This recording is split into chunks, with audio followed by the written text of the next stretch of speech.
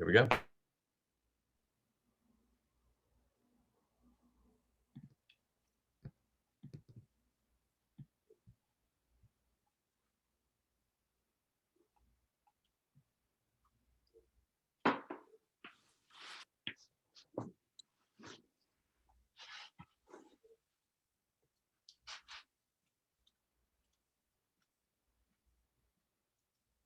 Get to turn my window down so I don't look even paler than I am.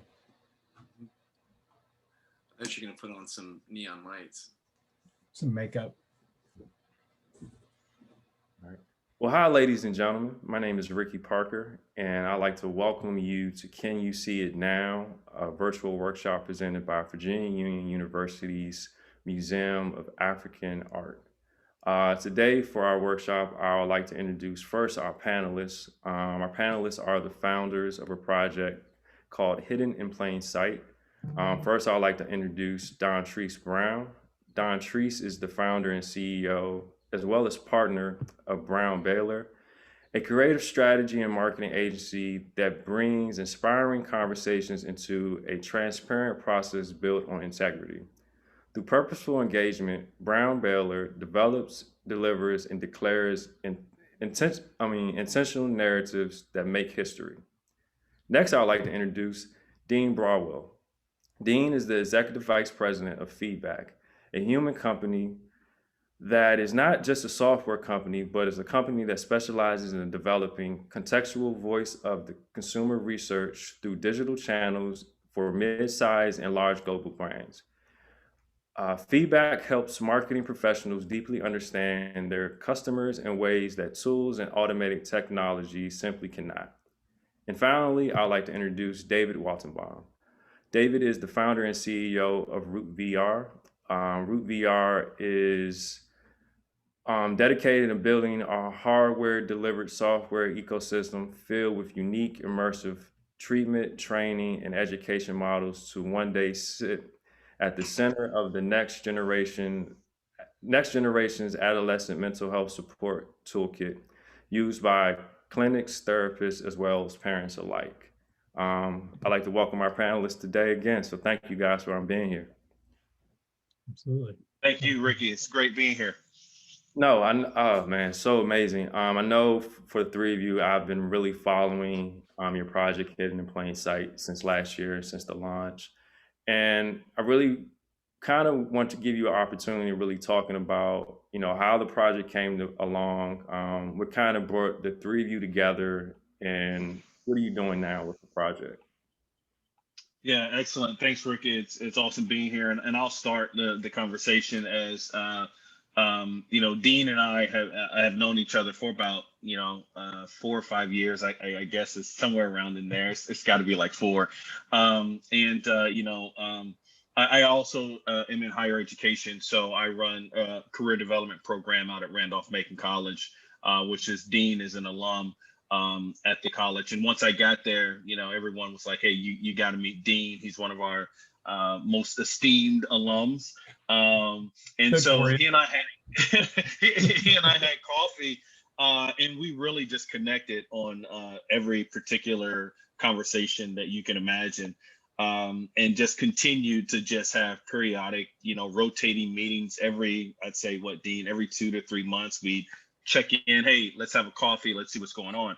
So that's how, our relationship built. And then, as I was down in my studio, we had already had a meeting scheduled right around June 1st, shortly after George Floyd was murdered. And, Dean comes to my office, and just as Dean is just checking in and, how are you doing through all this? What's going on? How can I help? What can I do? What are your thoughts about how we can, do something to add to this social justice narrative? So we began in that conversation of us trying to figure out a way to add to the social justice narrative that's different from what everyone else was doing, because so many people were doing so many great things. And I just came off my LMR experience around criminal justice reform, and had an understanding of the narratives that needed to be told within our city that was just kind of hidden. So, that led, Dean and I into a conversation of, maybe there's something that we can do in regards to telling those narratives and pushing forward through that. He had mentioned his partnership with David in another project they were working on. And then, so, then the three of us all kind of got together in my office. I think it was a day or two later, and actually started, pushing this to fruition. So, Dean, I'll pass it to you and pick up from there in regards to how we met and that type of deal. Yeah, I think it's weird looking at the calendar now and realizing we're not even at a full year since all of that. And I think it's important to recognize too. I mean, I think especially Dautrice's background and having really helped lead that Arthur Ashe Boulevard name change, and understanding the context of where the city was at then. I mean, you look about a year, so almost 2 years ago now, right? We get that name change. The Kehinde Wiley statue about 6 to 8 months later, which is in many ways built in opposition to a statue that now doesn't exist. That was on Monument. And so as we're having this conversation and talking about, what's a potential impact that we can make, the city was wrestling with this glib idea of, what can monuments teach history? And it then begs the question, well, what gets a monument? And that became really a part of our discussion was not just what doesn't get a monument, but what has been effectively buried or erased. And I think that's a really important kind of place for our conversation to start, and where we started in building this. My role in this is very much sort of the writer and the narrative standpoint. And one of the things that I in particular was interested in doing was, and part of this is the theater background, which is what I went to make it for. And theater writing is, like a black box theater, you can make people uncomfortable. And sometimes you need to get them to change their perspective. And one of the things that we really, kind of came upon was this idea, especially right there in Chaco where Dautrice's office is, and, that you could walk right by the Gabriel's hanging site and not have any idea of what that is, what that meant. You might notice the historical marker, which is up on an overpass, nowhere near it. And just this idea of what we travel by and traverse near every single day and don't have any concept of the history there.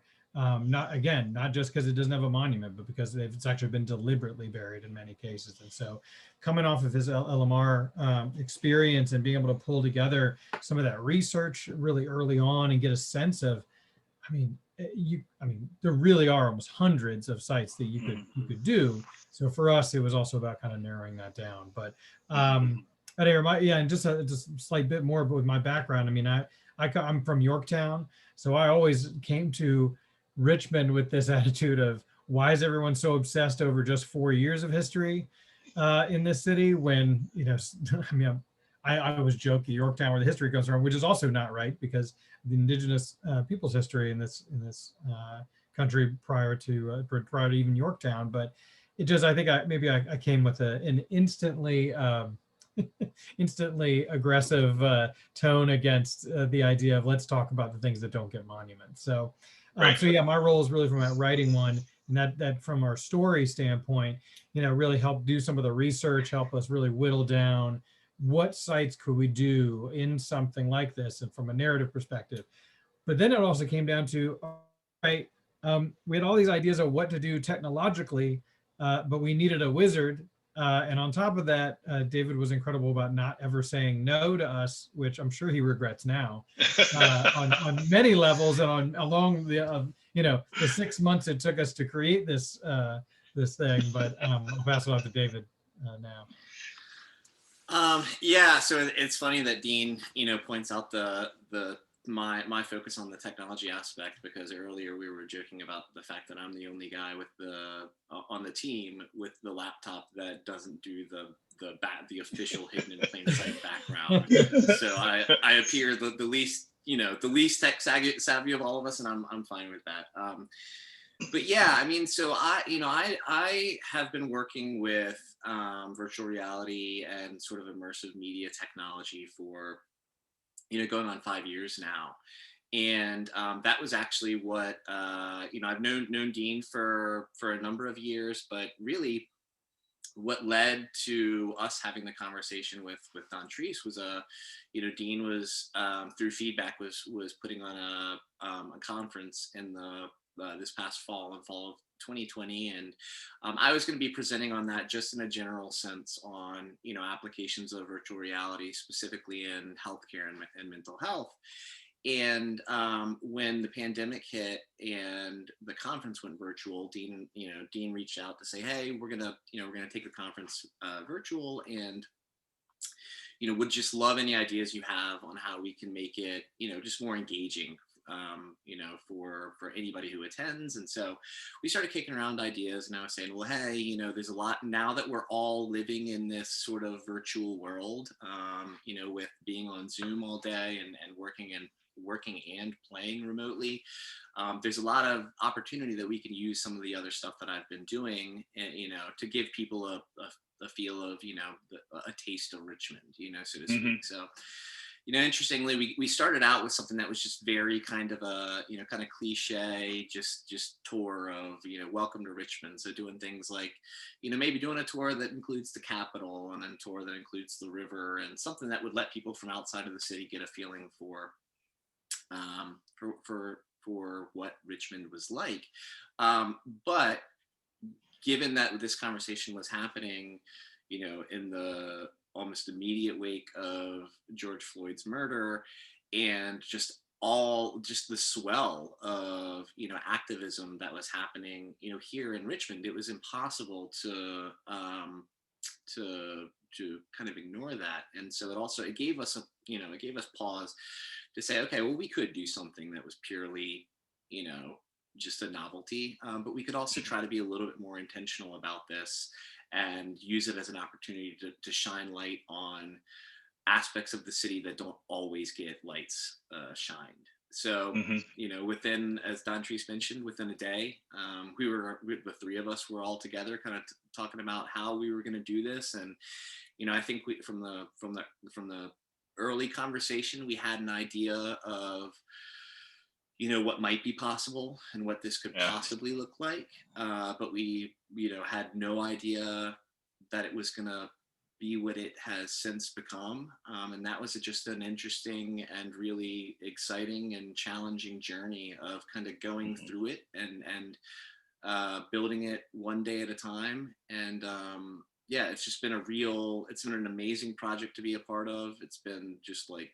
a tremendous honor to be able to participate and using this technology to elevate voices that don't get heard to the extent that they should. And it's been incredibly special. That was really amazing to hear how the three of you guys came together. No, I'm serious because I know it's a tidbit Don Trees, you and Dean may not know, but I know last year around the times of like the death of George Floyd and Breonna Taylor, David actually reached out to me with an idea. It was really incomplete, but he said, "I feel like I want to do something around VR with everything's going on. It's protesting, a lot of things are going on. Like, what do you think, Ricky?" And I remember like, "I'm not sure. Give me some time to think about it. I'm trying to do like a million and one things. Like, give me some time." Yeah. We'll get back to you. And I remember a few months passed, and David hits me up. He's like, "Hey, I'm working on this project. Check it out." And it was like almost like the beta of hidden in plain sight, the VR experience. And when I went through it, I was blown away. But one of the things that really blew me away was how the VR experience starts. And I kind of want you guys to really speak to that, of like just how the VR experience starts. And I know Dean kind of spoke to that whole thing of how there are some monuments that are erased.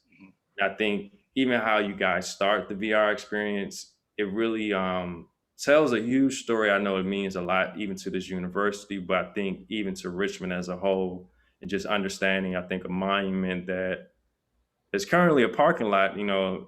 lot of people don't even realize, but it has a lot of significance just even in overall, history for, I think, even American history, even just with the Black experience. Yeah, yeah, and it's great for that little tidbit. I know this is something that's been in, as I've got to know David, been in his back pocket to use the platform to elevate voices. So, what David mentioned earlier, and this is so true. We had no friggin' idea, Ricky, what this would be, what we were doing. We had no idea. And one of my We good still don't, colleagues, honestly.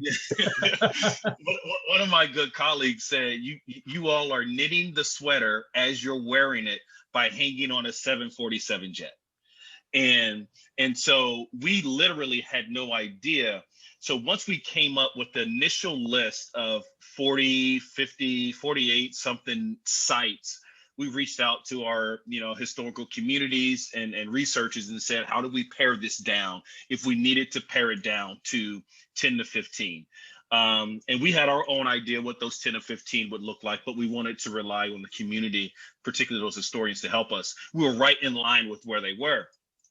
And so once we identified those spaces, those sites, then we decided, all right, let's grab the historical photos, and then let's do a scout. Let's just walk these, because we literally had no idea. So we printed out all of the sites and we walked all of them, starting at Lumpkins Jail. And I had been to Lumpkins Jail before, but we started there because I wanted to have Dean and David kind of feel the weight of Gabriel's hanging site, the burial ground for Negroes, the auction blocks. I wanted them to feel the weight as I was talking to them about it. That's really when they were like, this is powerful. And then what we noticed is within the sites that we had, we could recreate those sites, with the exception of a handful. And then, David was like, there's an opportunity that we can go to these locations and we can take the shot or replicate the shot. And once we got to that point, we were like, holy cow, we could be onto something. Like, if we can actually recreate the exact shot, there could be a superimposed type of dialogue. There could be a 360 component of it to putting you in that space.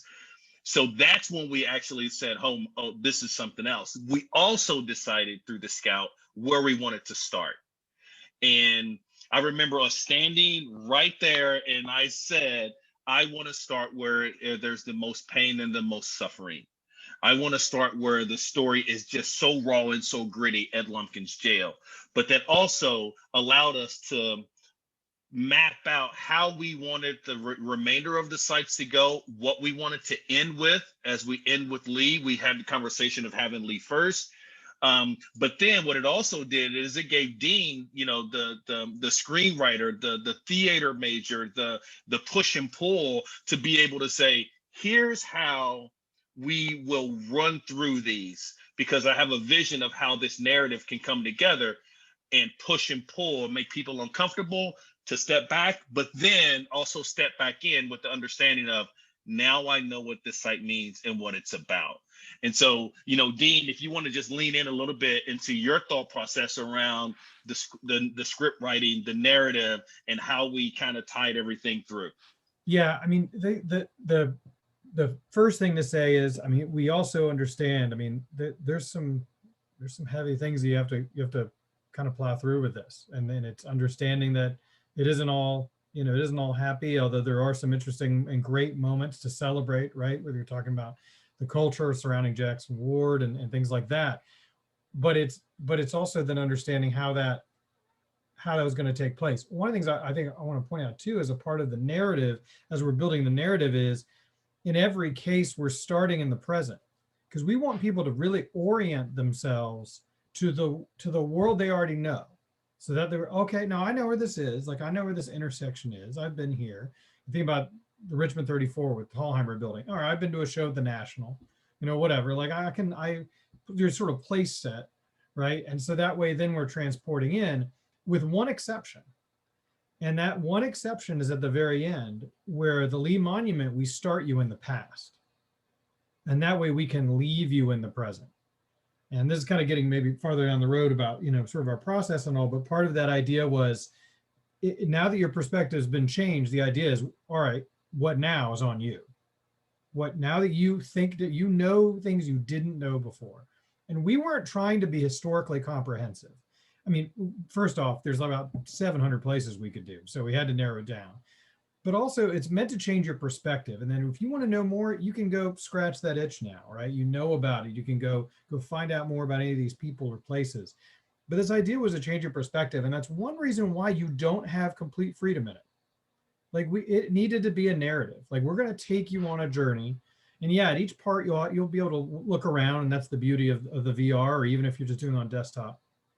But the idea was we're going to take you on a narrative, and you're, buy the ticket, take the ride. Once you're strapped in, you're ours for 15 minutes, and we're going to take you through that. And again, that meant we had to pace it right, in terms of what you're seeing and what you're feeling. But the one other thing, last thing I'll mention on that though too is, you'll notice in everything we're saying, this was never set out to be, it was not meant to ever be tech forward. Tech was like number 3 on our priority list. Number 1 was really the purpose and passion of the actual, of what we're trying to do. And number 2 was access. So even though, yes, there's a wonderfully immersive VR component, every step of the way, we're like, somebody who's just on a phone, a 7th grader on a phone needs to be able to go through this, without having VR, and not let it be gated off in that way. And that, I think, really also influenced us narratively too, because then we were like, all right, we're not just writing for the person who could afford or be in a spot to experience VR. We are writing for everyone, whether you know about one of these sites or you don't. We could still help change that perspective and make you look at your city differently. And I think that was it really helped us. But that scouting trip is huge. And I was going to say, we could show an example, a picture of that too, if you're interested. Sure. I think you definitely probably can do that. I think even you guys kind of gave me some more insight, just even into the process of how like you did your scouting, or like Hmm. the thoughts that went behind that. I think that gives me a lot more understanding just how like all this came together. For those who are watching and don't know, Lumpkins Jail after the Civil War was the first location for Virginia Union University. So Yep. the university was founded inside of Lumpkins Jail. Even for me, I originally got to Richmond and attended VUU in 2003, but it really took me probably until like maybe 1 or 2 years ago to really understand the significance of Lumpkins Jail. And I think even through the VR experience, it even kind of gave me more context of really, what that place was, and how like it once was this place that had all this negative, or I think even how Don Tree said, like, it's very heavy when you think about like the pain or the suffering that occurred at this place. But in turn, it became, the birthplace, for, the only, historically Black college, within, the capital of the Commonwealth. And so in that, you kind of see, this whole idea of storytelling or narratives, where like the importance of it. And I guess one thing I want to kind of go to next is, as we talk about monuments, even in like a city like Richmond, when you remove these monuments to kind of, I think, have an important historical context, I guess, how does that leave, I guess, some, groups, even, as Blacks, how does that leave them kind of displaced when it comes, with racial equity and really understanding my heritage? Because, the complete story really isn't there. Yeah, I've kind of I was one that was in the conversation of, take all of these damn monuments down, right? Like just but as we started to dive a bit deeper into this, and as I saw the outpouring of support from our younger leaders, our younger generation, um, in looking at the Lee Monument now and how it's tagged up, and you hear in the narrative from a different set of generals, right? From a different group of individuals that want change. And so now I'm kind of like, if we do take that down, then this moment in history could be just completely forgotten. Like it could be one of those, like if we remove it and whatever they put there now, the stance and the opportunity and the progressive change, the momentum that was there is gone. And so now I'm like, you know what, maybe we leave that one, because that's the one that's most talked about. All the other ones are down. This one's still up. Maybe we leave that one. Maybe we take off the horse and we leave it the way that it is, and we memorialize that. We talk about that, because that, I think, now is a way for folks to start thinking, now what am I going to do? So when you actually go through the experience, we leave you at the Lee Monument. And and Ricky, you understand this from a creative process, is everything is intentional. Everything within this whole experience is intentional to the birds chirping as you're standing at the Lee Monument with the tarp flapping and you're looking around at all those memorials. We leave you thinking, what can I do now? Now it's up to me. And so a reminder of that movement, that momentum, that energy, that determination and perseverance from our ancestors that allows us to be in the space is still there. So I think that there's a tremendous opportunity to leverage that so that it is not lost. And then continue to educate, on, how powerful it is for VUU, Lumpkins Jail, where you all started. And then we also talk about you all at the Richmond 34 sit-in, which is a powerful movement. And how important that is into, our city, but also into this experience that many folks have overlooked. So that, I've kind of changed my stance on that, like taking all of them down and just erasing that. But maybe, using that as a go button per se, like what are we going to do now? Yeah, if I can add, because one thing this project did for me was also let me know that progress can get erased just as fast as pain. And when we were doing our scouting, there was a nice, it was a narratively nice, but emotionally very difficult moment when we got to Navy Hill and realized that the street grid had been basically broken in order to erase it as completely as it was. But the schools at Navy Hill were some of the only integrated ones in the whole city. So there's a great example of how even that progress that community had witnessed and brought about themselves for seemingly unrelated reasons then can also be completely erased. And so I think that's the other element to this too, is I think we get this feeling that sometimes people are just erasing things from a suffering perspective, but even that progress can. And I feel like that, Dondres, I agree in the same way, at least in terms of where the Lee Monument looks like now. There's something to preserving this moment, because without it, you don't preserve. You risk losing people understanding what it took to get to that moment. Mm-hmm, mm-hmm. And allowing some other machination. In Navy Hill's case, it was building I-95 to come through and erase even what progress might be there and have it be completely gone. And so I'm on that same fence with you, Dondres, on this last one, right? Maybe it's the landmark that needs to show everyone. And there's a human element too in regards to an individual taking ownership, an individual having an idea or a solution or a thought that could help empower another marginalized group.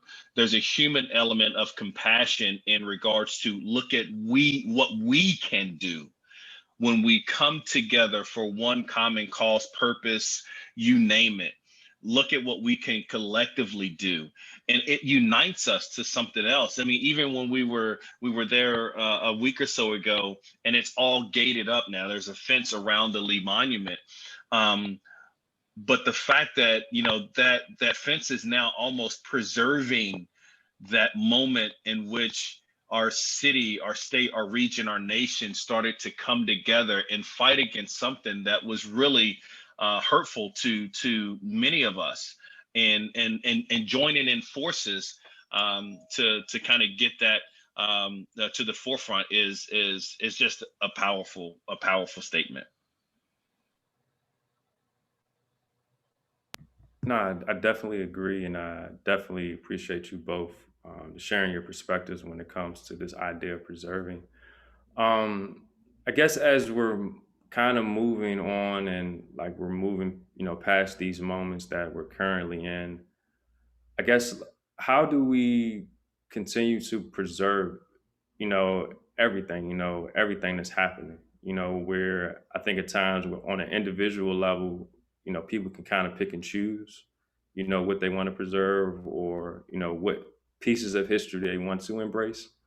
I know myself personally, I believe that I know a lot of times people can speak about American history, then it'll be like, then there is, African American history where I believe, all this is really intertwined. They're not, two separate paths of history. All of this is really all of our histories. If, we were born in America, we believe we are Americans. This is all our history that we have to embrace. And so I guess with that, just kind of thinking even from a standpoint, where even we look at museums, this is, partially what, museums are kind of like charged to do is preserving this history, communicating it, and, even kind of helping people understand, how does it, correlate to the present. But I guess like, how would you encourage someone on an individual level to figure out, how do they, take ownership of, of making sure, what's happening or what they're seeing now and is being preserved? Yeah, I'll take a first crack at that. I don't know, and I don't have a good answer for that, because I think that everyone comes at this with their own,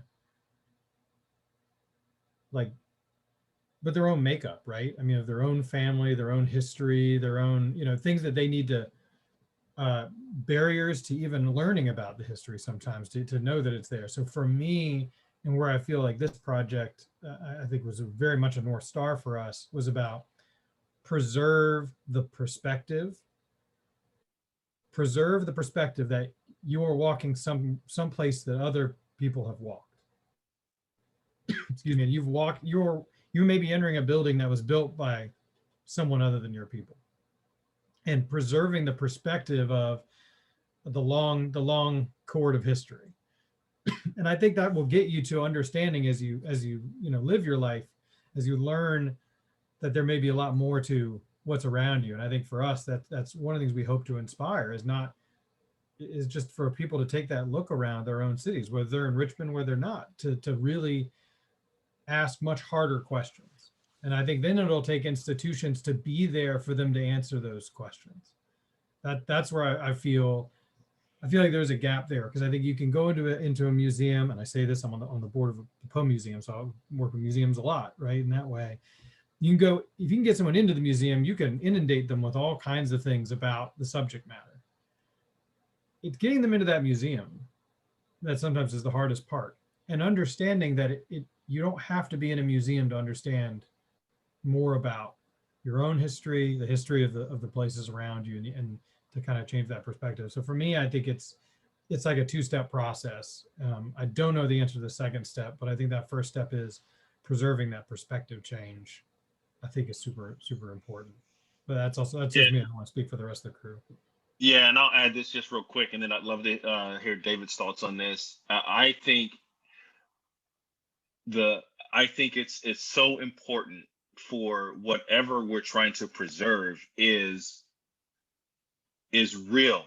And what I mean by that, the narratives need to be told by the culture that needs to tell that narrative, right?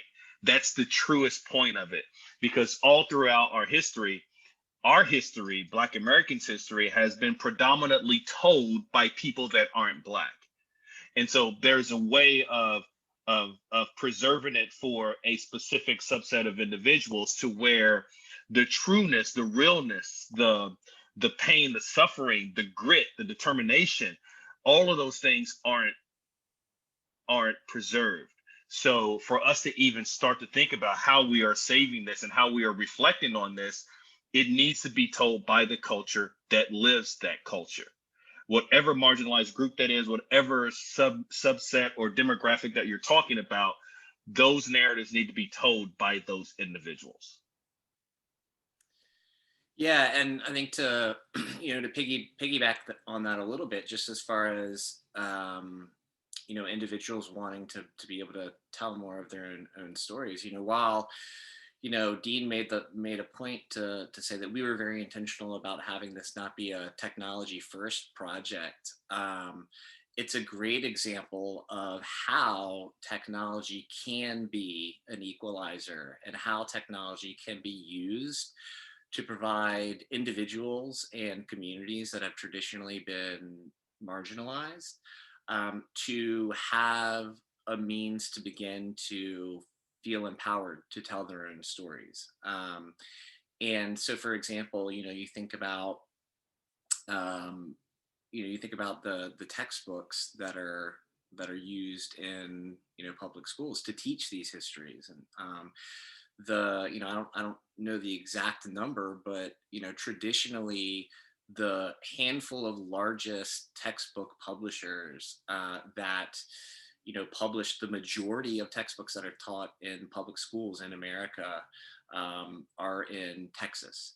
And it's no surprise, I think, to anyone who has been paying attention, that having the ability to play gatekeeper over that information, and the power that playing gatekeeper over what's being taught in terms of the history of this nation is an incredible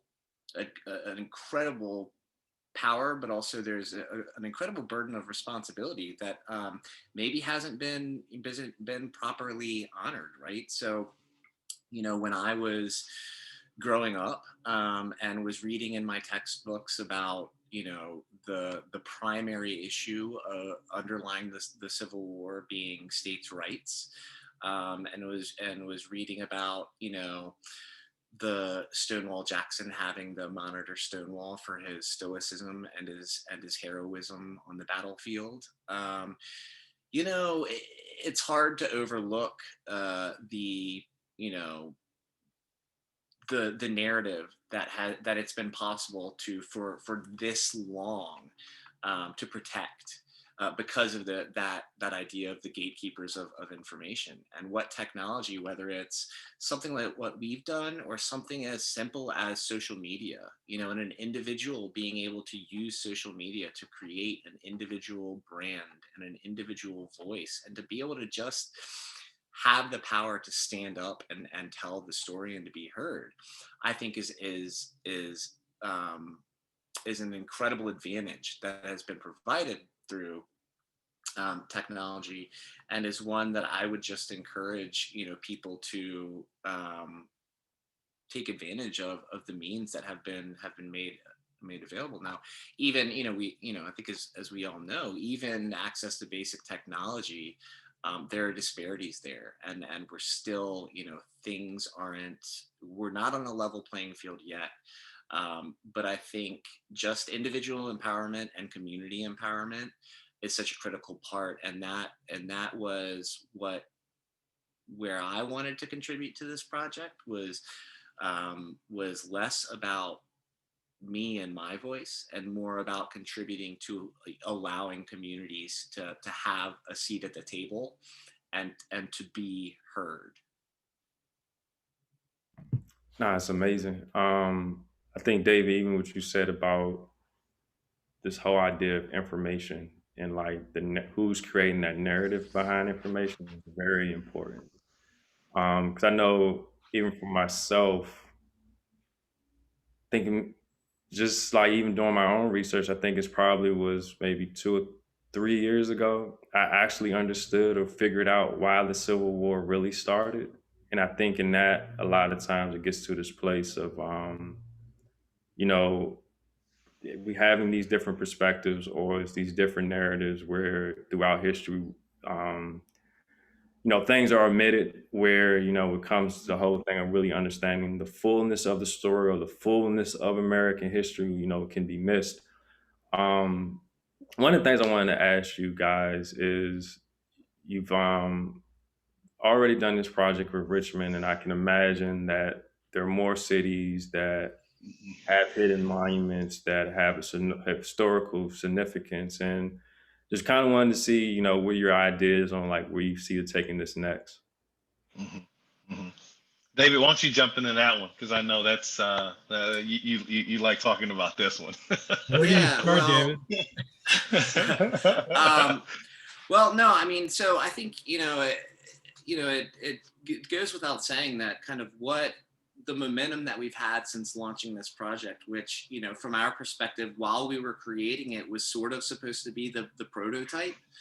And was sort of supposed to be a very light version one, has just been incredible and unexpected. Just the outpouring of support locally and even nationally and in some ways internationally has been really incredible. And very early on in the process, while we were building it, we kind of had the idea that, like, maybe we have stumbled on a way to help stories be told in a new way. But that was driven home when this thing was released, and all of a sudden we started getting emails from people all over the country saying, like, hey, please come do this in my city, please come do this, please come tell this story. And so it was that, just managing that, and that realization that within this narrative of the history of hiding and erasing stories of the true Black experience in America, but also just in the many hidden stories of marginalized communities of all types. We've just realized that there are so many stories that need to be told. So we're having a lot of really exciting conversations about basically taking what we've done in Richmond and doing something very similar in places like Charleston, South Carolina. We're having great conversations with organizations and individuals in Charleston, which Charleston is an amazing city that has a lot of history that parallels Richmond's in some regards, but also has a very rich history, and unique history unto itself. But also, conversations with organizations all over the country, whether it's other critically important areas of the South, so Montgomery, Alabama, Jackson, Mississippi, New Orleans. I keep telling them I've never been to New Orleans. I've wanted to go there my whole life. I keep banging that drum on getting down to New Orleans and doing one of these. But yeah, I mean, so the opportunities are there. Don, Treese, and Dean, I don't know. I know I'm missing some stuff, and you may want to speak to some specifics there. No, and I'll just add, there's conversations in regards to other marginalized communities, right? The focus, what we started is here with the Black experience, and we'll continue that here in Richmond. But there's also other groups that we want to, give a platform for their voices to be heard. So as we think about how to scale this, the opportunities of helping other groups be able to have a platform to tell their true narrative the way that they want it to be told and how they want to be told is just an inspiring state to be in, to be able to have something that allows folks to have that access. No, I think that's amazing. I'm really excited to see, the next chapter of this project and continue to see it grow. Right now, I'd like to introduce Joy Brown. She's a museum intern, and she will be asking our final question for the day that was submitted by the student body. Excellent. Hello, everyone. So my question submitted by the student body was, how do you start a project and what references do you use and where are they sourced? Yeah, so I'll start and then I'll leave it to, we talked earlier about, before we went live, about our superhero powers. And so I'll leave all the sourcing and all that stuff to our superhero Dean, who's got expertise in that.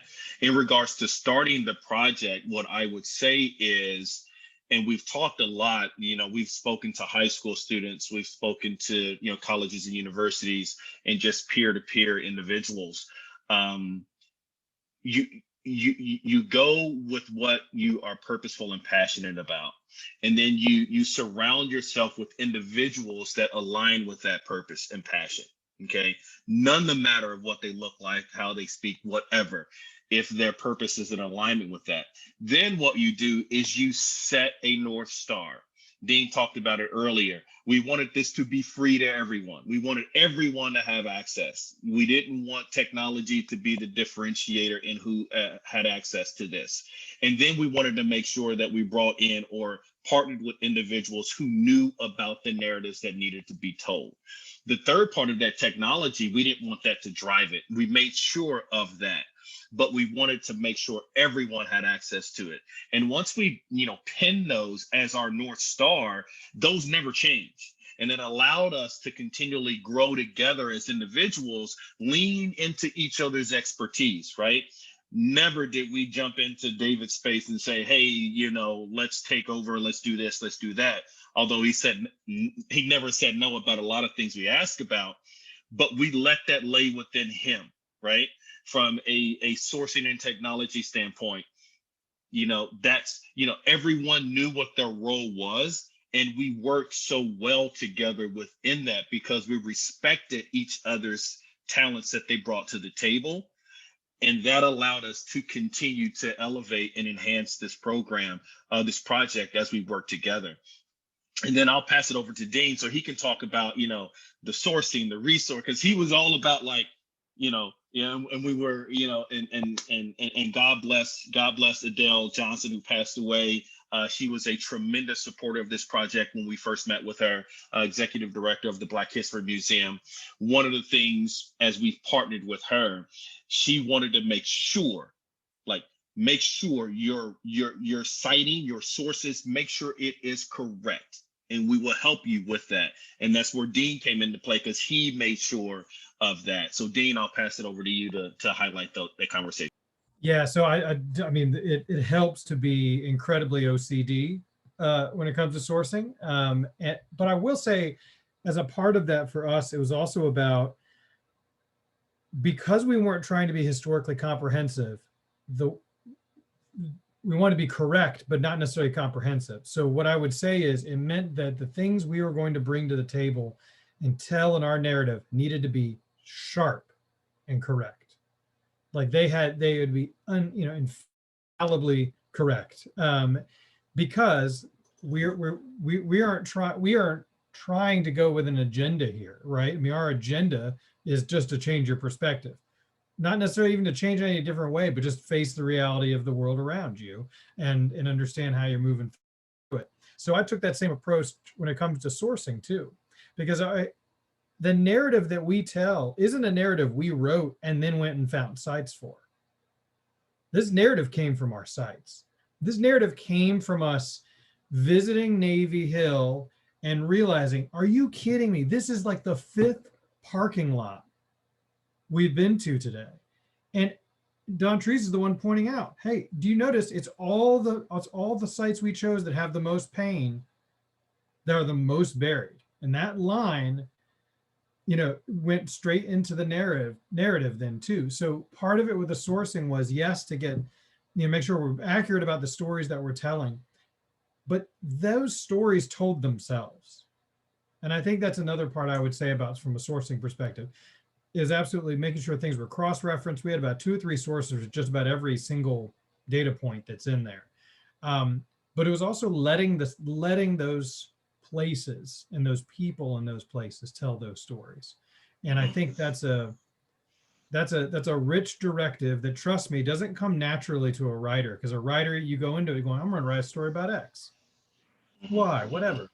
And but in this case, once we had the sites chosen, we let them tell the story. We let that story be told with its own facts, and that then gave David a platform to make sure that he's accurate and giving you a sense of place that matches the accuracy of those statements, so that you hear those, whether you're hearing a bird chirp at the Lee Monument, whether you're hearing chains jangle near Lumpkin's jail. And that way we are helping to change that perspective, but we are doing it from an incredibly honest and clear heart. And that's the purity we wanted to make sure we kept as this, so that no one could argue about something that we put in that narrative. Yeah, and I'll add one thing, and then I'll pass it to David, because I know David's got some great content on this. Another thing that we did, Joy, as I'm speaking to the question to the student body, is, and the team will tell you, keep the main thing the main thing. The main thing is to keep the main thing the main thing. And that's what we did. We had our North Star. We didn't let that falter. We didn't ask for permission. We'd rather ask for forgiveness. And then we had the audacious confidence, the audacity to say, we're going to put this out there and we're going to change the world with it. Okay. And that in itself gives you the confidence that if you're with the right partners and you're in alignment in those things, it is amazing what can be accomplished. Like Dean said earlier, it hasn't even been a year yet, and look at the things that we've accomplished and the attention that we've gotten from this project. So David, I know you've got some content you want to talk about this, so I'll leave it with you. Well, I mean, you're making it hard for me to follow up after that, little Jim. But I mean, the only thing that I wanted to add, and this speaks to, what Don Treese was saying about both passion and partnerships, is that one of the things that we've tried to be very intentional about, in this, is to recognize this is not the Don Treese, Dean, and David show. These are stories, and this project is bigger than any one of us. And so I think the ability to, in your purpose, being able to say, look, everybody, ego ends up creeping into everything that drives us. But to the extent that we are able, setting that ego aside and saying, we want this project to be about the communities that it is providing a voice to.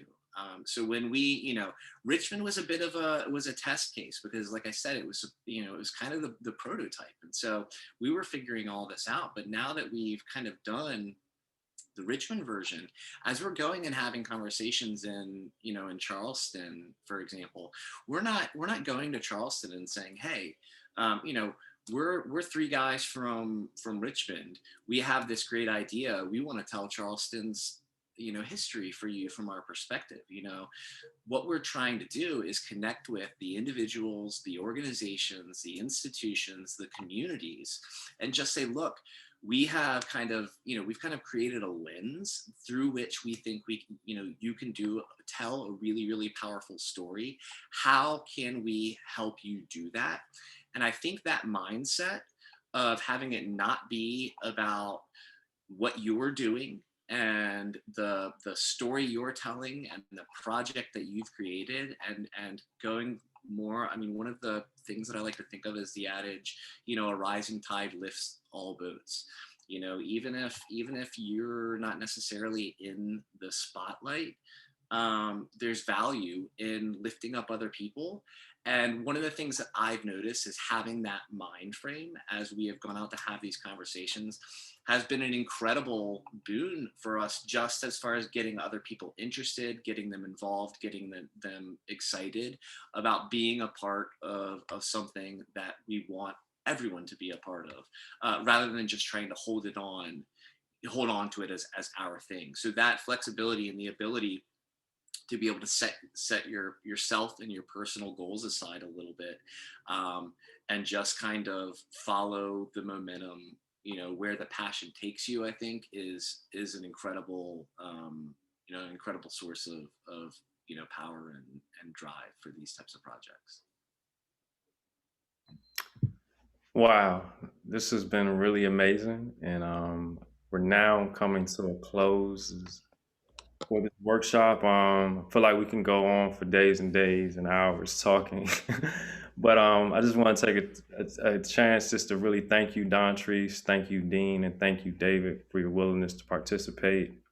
Thank you, Joy, again, for co-moderating and sharing the students' body submitted question with us. And just thank all our guests who are watching. We really appreciate you. This concludes our workshop for today. I'd just like to thank everyone again and tell you have an incredible day and be on the lookout for more incredible things from VUU. All right, have a nice day. Thanks, Ricky. Have a great one. Thank you. Thanks, Ricky.